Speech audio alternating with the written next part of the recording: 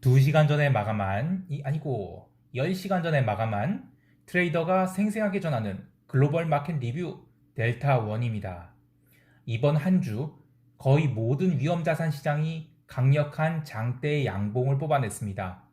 공매도 재개로 시장이 박살난다는 분, 글로벌 시장 급락 나온다는 분, 철저하게 틀렸지만 그렇다고 제가 모두 다 맞추거나 한 것은 아니죠. 늘 시장 앞에서는 겸손해야 한다는 격언이 떠오릅니다. 정말이지 늘 겸손해야 합니다. 자, 그건 그렇고 그럼 이 시장 어떻게 봐야 하느냐? 저는 금요일 시황 쓸 때마다 피곤함이 가득하기도 하지만 한편으로는 흥분되기도 합니다. 한 주의 마감을 통해서 다음 주 시나리오를 작성할 수 있는 근거를 정리할 수 있기 때문이죠. 트레이더의 시각으로 보는 글로벌 마켓 리뷰 아시아 세션부터 갑니다. 코스피는 강보합 출발 이후 초반에는 매도세가 있었습니다. 하지만 시간이 지나갈수록 바닥을 지지하면서 상승 전환에 성공을 했고 그 뒤로 점진적인 상승이 나타나면서 장 막판 직전까지 강세를 보였습니다. 오후 3시 이후로 선물을 잠깐 눌렀는데 그것으로 콜옵션 프리미엄이 박살나면서 끝까지 변동성 매도가 나타났죠. 다만 선물은 눌림 이후 바로 회복해서 429.10까지 올라와서 끝났고 또 야간 시장에는 커버링이 나오면서 431선을 넘겨서 끝났는데 다음 주 월요일에 여기서 추가 상승하기는 힘들어 보입니다. 하지만 기존 뷰, 그러니까 430 공방 이후 방향성이 잡힐 것이라는 뷰는 한 단계 레벨업을 해야 될 것 같다는 생각이 듭니다. 이번 주에 아쉽게 느껴졌던 것은 5월 4일에 418.60선에서 바닥을 확인한 시장이 사흘 만에 줄다름 쳐서 429.85선까지 올라왔는데 목요일 오후에 423선을 넘어갈 때 숏을 걷어내야 하지 않았나 하는 아쉬움이 있습니다. 지나간 일은 지나간 일이지만 단순히 풋옵션 매수를 참았다는 것으로 위로할 일이 아닌 상방을 놓친 아쉬움이 있습니다. 하지만 아직까지 시장이 추가로 급등을 보일 것이라고 생각하지는 않습니다. 물론 월요일 하루 시장이 더 오르게 되면 432.5를 두고 공방을 할 수 있겠지만 공방은 공방일 뿐 만기를 앞두고 더 올라가기는 부담스러워 보입니다. 최근 시장이 급등을 놓고 기성 언론에서는 기관이 사흘 연속 주식을 매수해서 그렇다고 하지만 아유 이거 아니라도요. 뭐냐면 선물 매수를 외국인들이 많이 했기 때문에 기관이 차익 매수를 해서 올라간 것입니다. 그런데 그러면 왜 외국인이 선물 매수를 했을까? 저는 공매도 재개가 되면서 선물 시장에서 과도한 선물 매도 수요, 그러니까 고질적 백워데이션 현상이 감소하고 있다는 생각이 듭니다. 제가 외국인들이 공매도를 하는 방법 중 ETF라든지 현물 바스켓과 선물을 이용한 공매도 전략이 있다는 것, 늙은 트레이더 이야기 시리즈 14번째 이야기를 통해서 설명드렸는데요.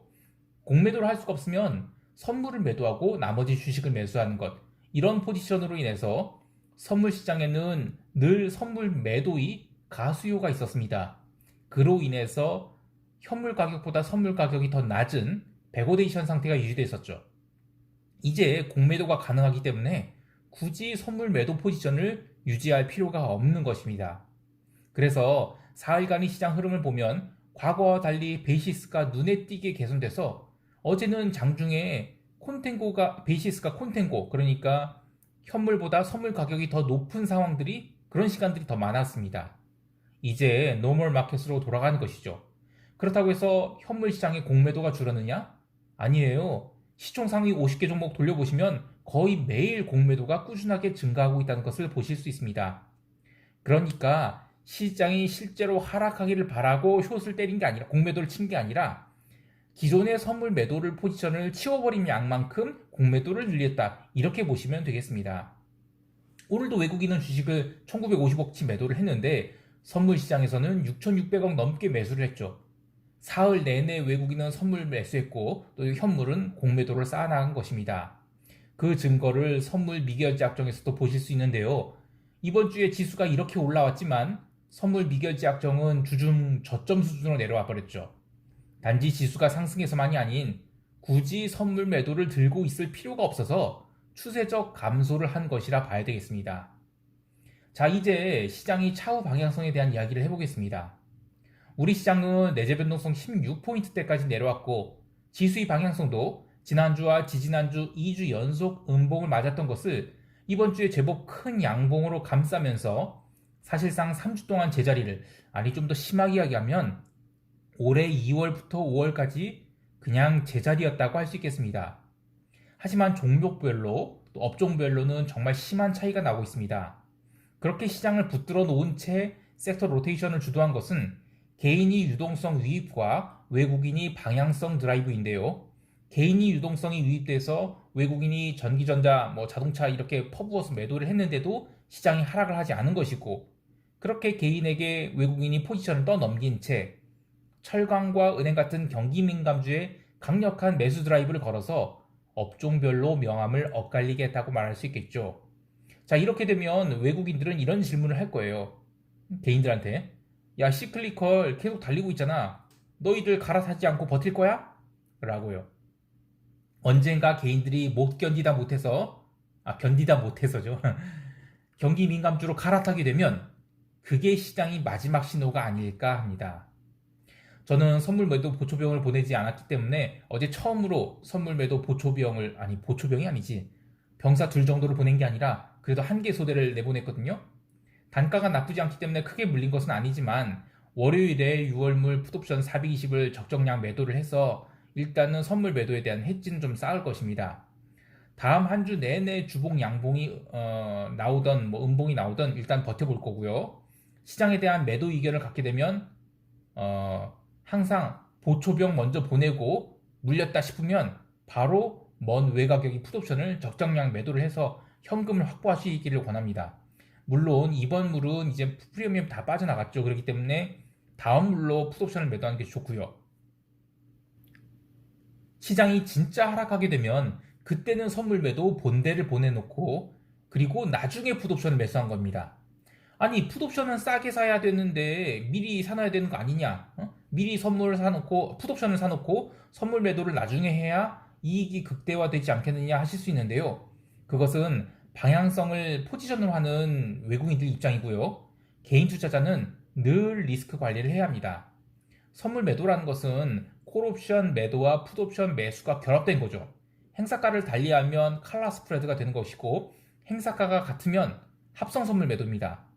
이것은 지수가 하락하지 않고 제자리에 있을 때 풋옵션 매수로 지불한 프리미엄이 증발하는 것을 콜옵션 매도로 벌충하는 구조죠. 이번에 지수가 하락을 했다가 다시 다 올라왔을 때 풋옵션은 완전 휴지가 됐습니다. 하지만 선물 매도 보초병은 생각보다 손실이 크지 않은데, 왜냐하면 선물 매도에는 콜옵션 매도가 포함되어 있기 때문이죠.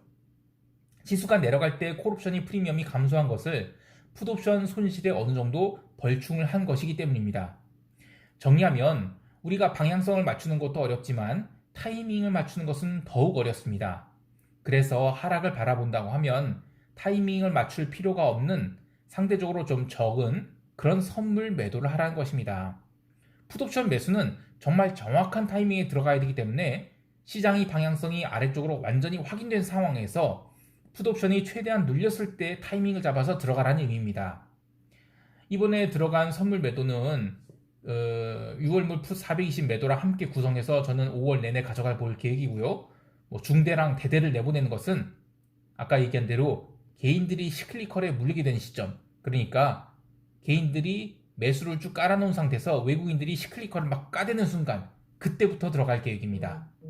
자, 여기까지 하고 유럽 세션 갑니다.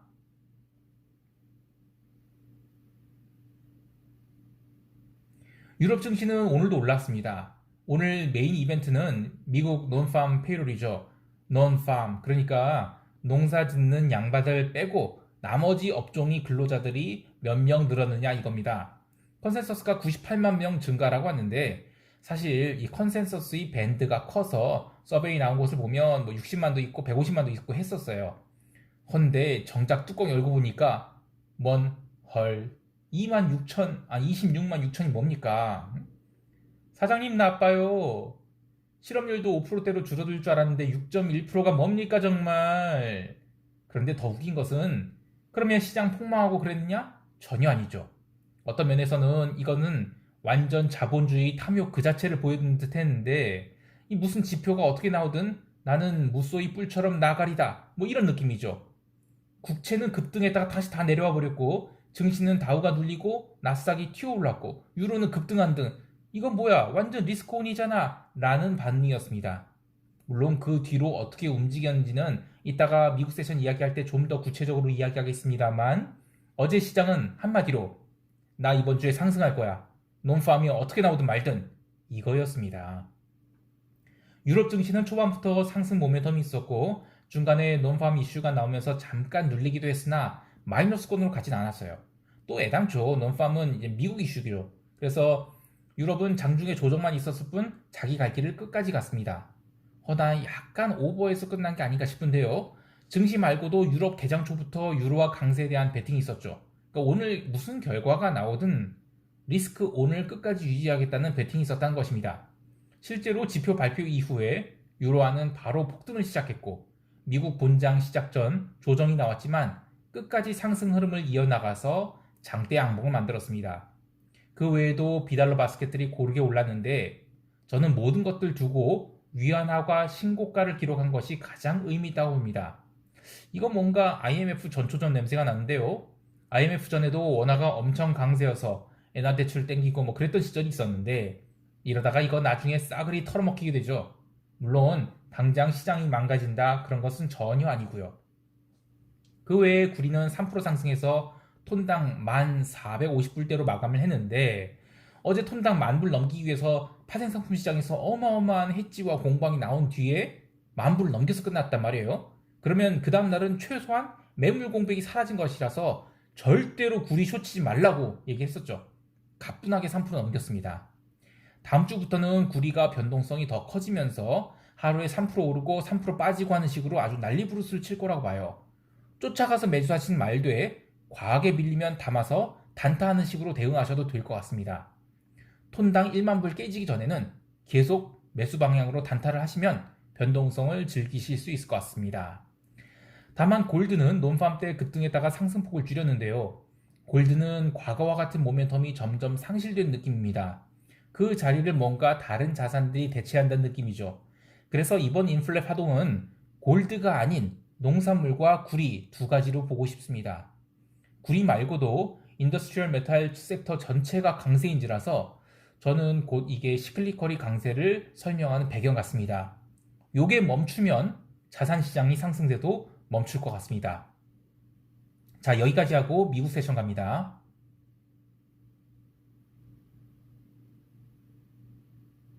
미국 선물지수는 유럽 세션 강세에 따라서 다우와 S&P는 강세를 보였지만 나스닥은 상대적으로 약했습니다. 그런데 논팜 발표되면서 다우는 쭉 빠지고 그래서 보합권까지 갔죠. 그리고 나스닥 선물은 급등을 합니다. 그러면서 스팟 뉴스 나온 것을 보면 나스닥 급등은 이렇게 설명해요.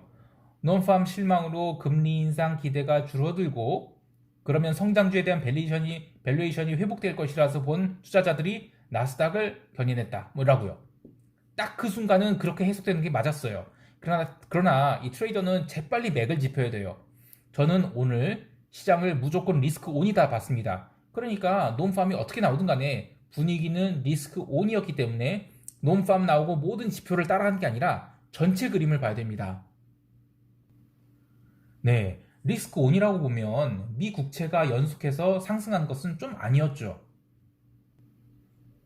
물론 저는 미 국채 숏이 아닌 독일 국채 숏을 갖고 있었기 때문에 크게 스트레스 받지 않았습니다만 오늘 미 국채가 급등해서 수익률이 1.5% 깨는 순간 10년 국채 풋옵션이 대량 매수 체결됐습니다.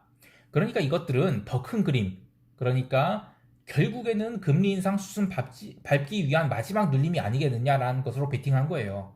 4월 한 달 논팜이 폭망을 한다 해도 금리는 결국에는 올라갈 것이라는 베팅이죠. 그리고 BEI 무용론도 나오는데 이 물가연동 채권인 팁스가 원래 이제 거래량이 적은 것이라서 가격 발견 기능이 비합리적이다라고 보면 팁스랑 10년 국채 차이인 BEI가 과연 합리적인 지표냐라는 것이죠. 제가 모든 시장 지표를 다 모니터하고 판단이 근거로 삼을 수 없지만 사실 BEI라든지 팁스 이런 거 잘 안 봐요. 왜냐면 저는 유동성이 높은 지표들, 즉 가격 발견 기능이 높은 것들로 시장을 보거든요. 그래야 시장 방향을 진짜 알 수 있습니다. 아무튼 뭐 이런 거는 뭐 트레이더의 어떤 취향이기도 해요. 그래서 뭐 제가 항상 정답이라고 생각하진 않습니다만 저는 늘 시장과 호흡을 하는 것을 포커스를 하고 있어요. 그래서 거래량 많고 그런 것들 위주로 많이 봅니다. 아무튼 지수 선물은 장 시작 전에는 그렇게 엇갈린 흐름이 나왔지만 시간 갈수록 다시 다우지수도 회복하고 S&P도 회복하고 나스닥은 오히려 장 초반에 기록했던 상승분을 시간이 갈수록 상당량 까먹어서 윗꼬리를 제법 크게 단 양봉을 기록했습니다. 그리고 뭐니 뭐니 해도 어제 유럽이나 미국이나 코스피나 죄다 변동성이 박살났죠. S&P 변동성은 드디어 다시 16포인트대로 변동성 선물도 무려 7%가 하락해서 18.40포인트로 내려왔어요. 변동성 선물이 이렇게 신저가를 기록하게 되면 이렇게 죽은 변동성이 다시 올라올 때까지 시간이 필요합니다. 게다가 다음 주는 딱히 이벤트도 없고 또 시장을 견인할 재료도 또 끌어내릴 재료도 없으니까 계속 변동성을 죽이다가 주 후반 들어서 점점 살아나면서 방향성을 줄 재료들이 생기고 5월 중순에서 말에 본격적인 방향성이 나오지 않을까 합니다. 개별종 보면 증시가 상승을 하긴 했는데 모두 고르게 상승을 한 것이지 강력한 상승이 나온 섹터는 없었는데요. 이벤트의 소멸로 인한 안도 랠리 정도로 보면 되겠습니다. 참, 이 이야기 안 할 수 없네요. 주말마다 다가오는 두근두근 지표. 토요일 새벽 4시 30분에 발표되는 CFTC의 순 매매 포지션들. 나스닥 100 순매도가 16,800계약으로 또 S&P 순매도도 33,800계약으로 증가를 했습니다. 특히 지난주에 S&P가 계속 강세를 보였다가 계속 강세를 보였기 때문에 이제 매도자들이 싹 손절을 했었죠. 그런데 이번 주에 다시 순매도를 쌓았다라는 게 특징입니다. 하지만 목, 금 연속해서 S&P에 강력한 커버링이 나와서 금요일날 어쨌든 종가상으로 신고가 갱신했거든요. 그래서 과연 다음 주에 순매도를 손절했을지 확인을 해봐야 되겠습니다. 자, 여기까지 하고 총평하면서 다음 주 전략 이야기하겠습니다.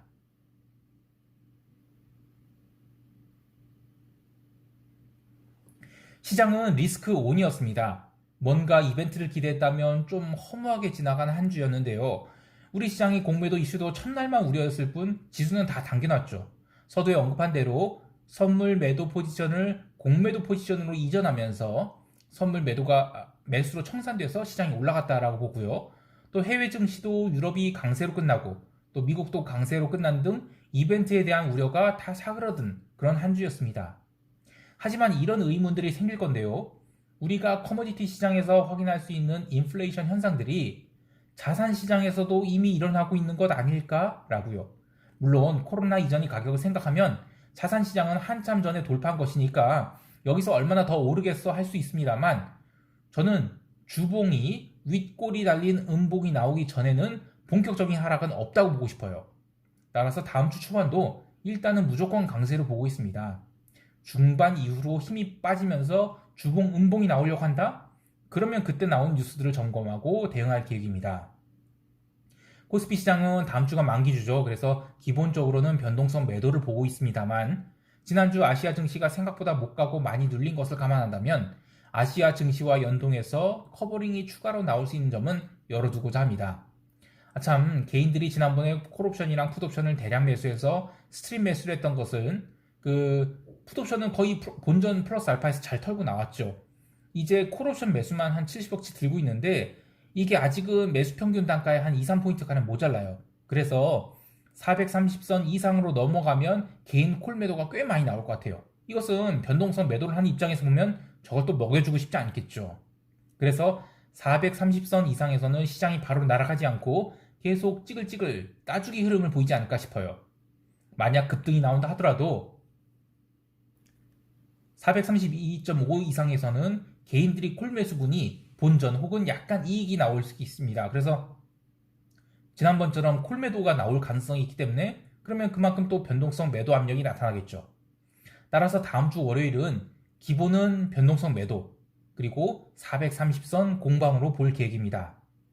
한 주간 수고 많으셨습니다. 이렇게 한 주가 끝나갔는데 쉐린이가 그립지 않습니까? 불러보겠습니다. 쉐린! 미세먼지 때문에 고생 많으시죠? 여러분들이 가슴을 뽕 하고 뚫어드리겠습니다. 나와라 쉐린! 짠! 시원하십니까? 한 주 수고 많으셨습니다. 고마워.